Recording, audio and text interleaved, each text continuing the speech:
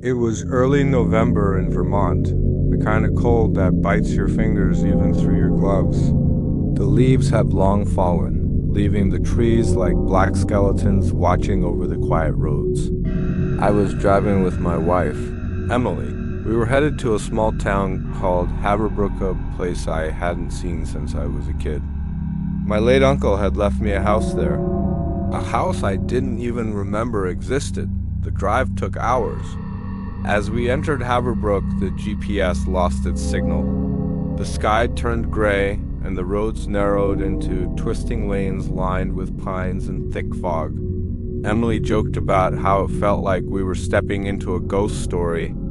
I just smiled, but an unsettling feeling was starting to creep up my spine. When we finally saw the house, the joke stopped being funny. It stood alone at the end of a dirt road, surrounded by tall grass and lifeless trees.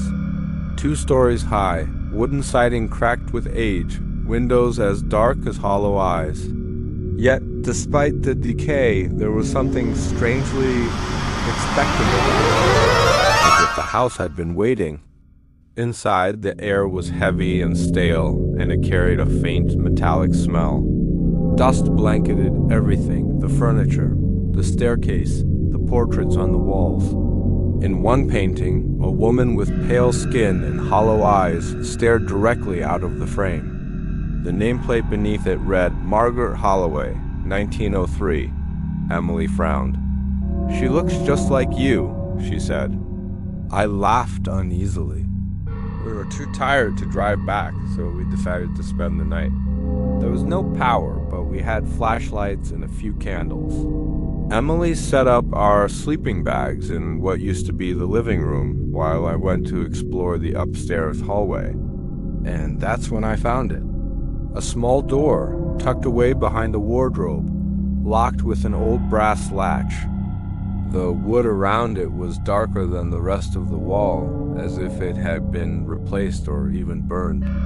When I touched the handle, I felt a strange vibration in my hand, a faint hum, like something alive was inside the walls.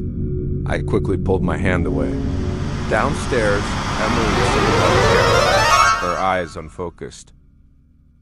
"Did you hear that?" she whispered. "Hear what?" She pointed toward the ceiling. Footsteps, slow ones. I froze. The only thing above us was the hallway I just walked through and that locked door. I forced a smile. It's just an old house, the wood contracts.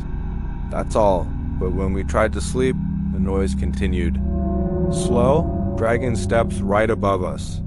Sometimes a thump, sometimes a creak that sounded far too deliberate to be the wind.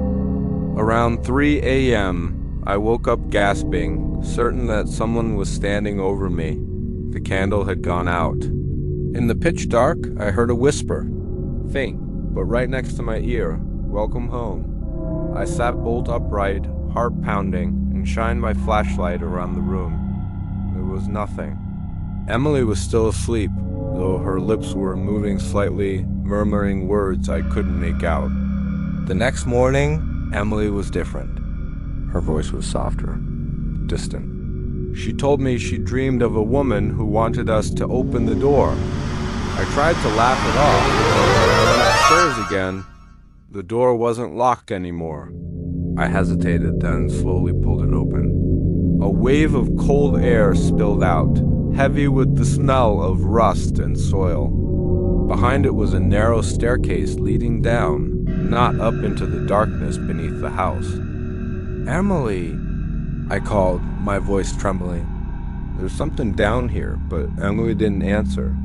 When I turned around, she was standing at the top of the stairs, her face pale, her eyes unfocused. "She's waiting," she said softly.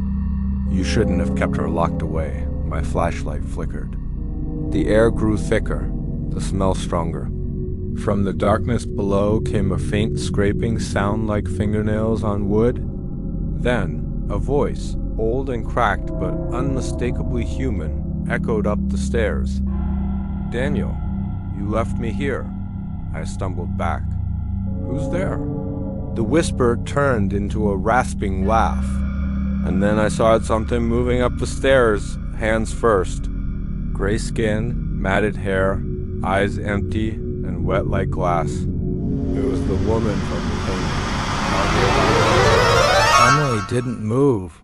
Her lips were trembling and tears were running down her face, but she just stood there, whispering. She said she just wants to come home. I grabbed Emily's arm, but the floorboards beneath us groaned and split open. The entire house shuddered violently, as if it were alive. A hand thin and long-fingered reached out from the cracks and grabbed my ankle. I screamed.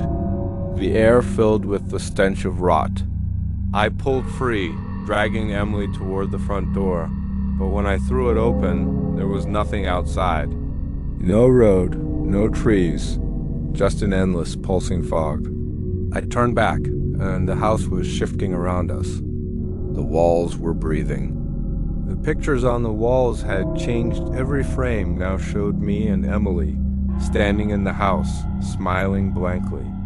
Emily looked at me one last time, her eyes filled with tears and something else pity. "You were supposed to let her rest," she said. Then the lights went out. When the police arrived 3 days later, they found the car still parked outside, but the house was empty. There was no sign of Emily Holloway. Only a single portrait hanging above the fireplace painted in old oil, cracked and yellowed with age. It showed a man and a woman standing side by side. Their faces were pale, their eyes dark and empty. The nameplate beneath it read, Daniel and Emily Holloway, minus 2025. And in the back of the frame, faintly carved into the wood, were the words, "Welcome home. Thank you so much for listening to our story tonight." If you enjoyed it, don't forget to hit that like button and subscribe for more tales from the shadows. We'll see you in the next one.